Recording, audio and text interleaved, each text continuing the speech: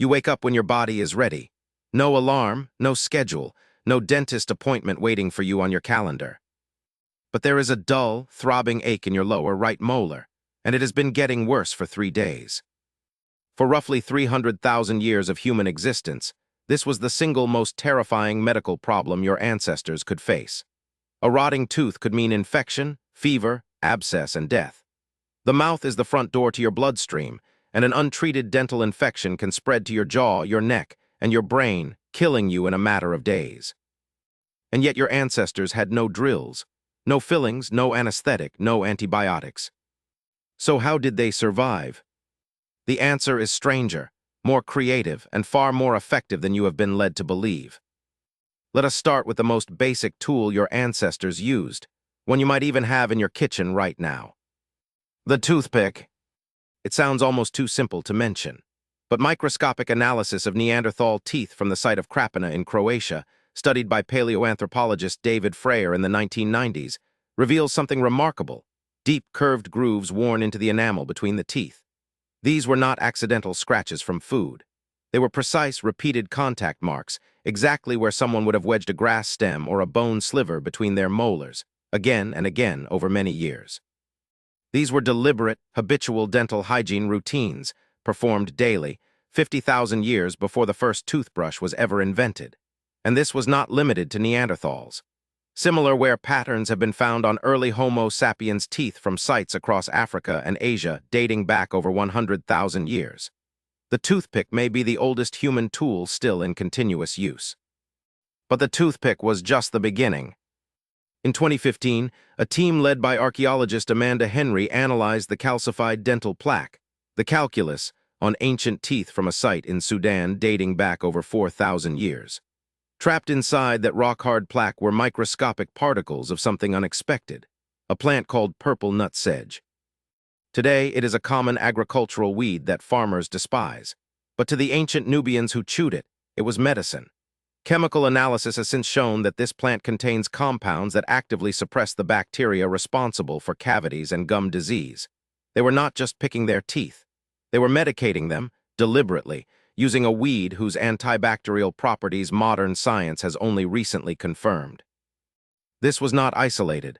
Across every continent, ancient humans found creative ways to keep their mouths clean. In ancient Babylon, Egypt, Greece, and the Arabian Peninsula, people chewed on fibrous twigs from the Salvadora persica tree, a plant more commonly known as the miswak. You may have seen these sticks in a health food store labeled as chewing sticks or siwak. They look like small tree twigs, about the size of a pencil, with one end frayed into bristles. They are not a modern trend. They are perhaps the oldest continuously used dental tool in human history. Archaeological evidence places the miswak in use over 7,000 years ago.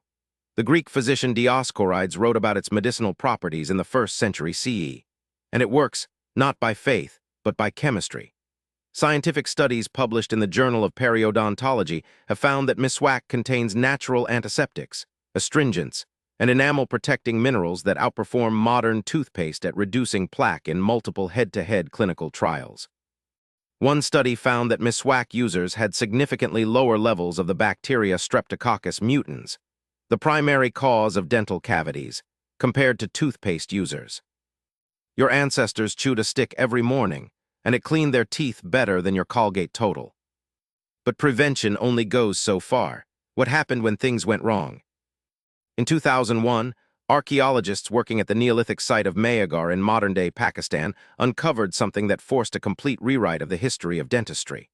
They found 11 human molars dating back 7,500 to 9,000 years. Each molar had a perfectly round, conical hole drilled into its surface, deep into the dentin, in some cases reaching the pulp chamber. The holes had been drilled with flint-tipped bow drills, the same technology used to make beads and perforate ornaments. The precision was remarkable. Using scanning electron microscopy, researchers could identify the exact rotation speed of the flint drill bit and the type of abrasive used. The holes were concentric, smooth-edged, and deliberately shaped. These were not symbolic markings or post-mortem modifications. They were dental procedures performed on living people. This is the oldest known dental surgery in the world, 9,000 years old. performed with a hand-cranked stone drill that spun at just the right speed to bore through enamel without shattering the tooth. And the most astonishing part, the teeth showed signs of healing. The pulp chamber had responded, depositing secondary dentin at the base of the drill holes, a biological reaction that only happens when the tooth is still alive. The person survived. Someone sat still while a flint bit ground into their molar and the wound began to heal. There is no evidence of any filling material in the Mayagar molars, but from other ancient sites, we have compelling evidence that a wide range of natural materials were packed into cavities to seal them and fight infection. Beeswax, tree resins, bitumen, and clove oil, which contains eugenol, a compound still used by modern dentists as a temporary anesthetic and antibacterial agent. The ancient Sumerians, writing on clay tablets around 2500 BCE, described using beer and honey as a mouth rinse to treat bleeding gums. Honey is a powerful antibacterial agent. It produces hydrogen peroxide slowly enough to disinfect without damaging tissue. Modern wound care research has confirmed this.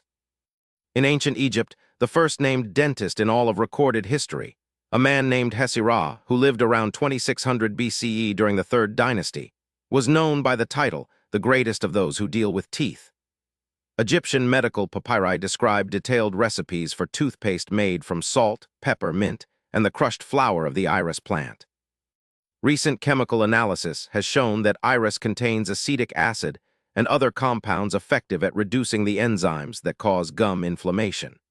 The Egyptians were formulating antibacterial toothpaste 4,000 years before the invention of modern chemistry. But here is where the story takes a sharp and uncomfortable turn.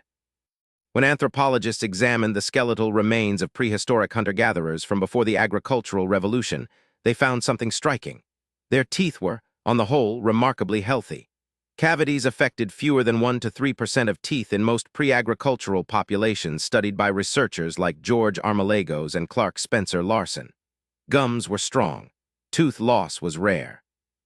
The combination of a rough, fibrous diet that naturally scraped plaque from tooth surfaces, a near-total absence of refined sugars and sticky starches, and the habitual use of toothpicks and medicinal plants kept mouths in a state that would make most modern dental patients jealous. Then agriculture arrived, and everything fell apart. The shift from hunted meat and fibrous wild plants to soft, carbohydrate-rich grains caused an explosion of dental disease that archaeologists can track directly in the bones. Within a few thousand years of adopting agriculture in any region, whether in the Fertile Crescent, East Asia, or Mesoamerica, the rate of cavities skyrocketed. Skeletal remains from early farming communities at sites like Saddlehuruk in Turkey show catastrophic rates of tooth decay, abscesses that ate through the jawbone, and tooth loss before death, sometimes exceeding 50% of adult teeth. Agriculture was the worst thing that ever happened to the human mouth.